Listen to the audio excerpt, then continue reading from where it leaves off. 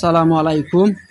তো আজকে রাতে দিনের বেলা বৃষ্টি ছিল এবং রাতের বেলা হচ্ছে এই বৃষ্টির পানি হালকা করে ধান ক্ষেত দিয়ে গোড়ায় পড়ছিল। ওইখানে যায় দেখি প্রচুর মাছ। তারপরে মাছগুলা হাত দিয়ে ধরলাম, দেখেন এখনো জেতা। মাছগুলো সব ছোটো ছোটো, বড় হয় নাই, কারণ পানি হয়েছে কয়েকদিন হয়েছে মাত্র, আরও 2 মাস পরে হয়তো বড় হবে। যাই হোক, দেখলাম যে এতগুলো মাছ এবং লোভনীয় দেখতে, না ধরে পারা যায় না।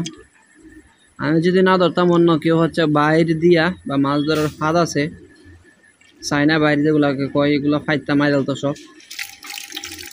তো তাদের আগে মোটামুটি আমি এগুলো ধরছি। প্রতিদিনে পাওয়া যায় এরকম মাছ, অল্প পানিতে যেদিক দিয়ে পানিটা গড়াইয়া পড়ে, এখানে এসব মাছ যায় দৌড়াদৌড়ি করে। তাছাড়া হাজার হাজার ট্যাংরা মাছ রয়েছে যেগুলো ছোটো ছোটো, ধরা যায় না। তো যাই হোক, ভালো লাগলে অবশ্যই সাবস্ক্রাইব করে পাশে থাকবেন। ধন্যবাদ সবাইকে।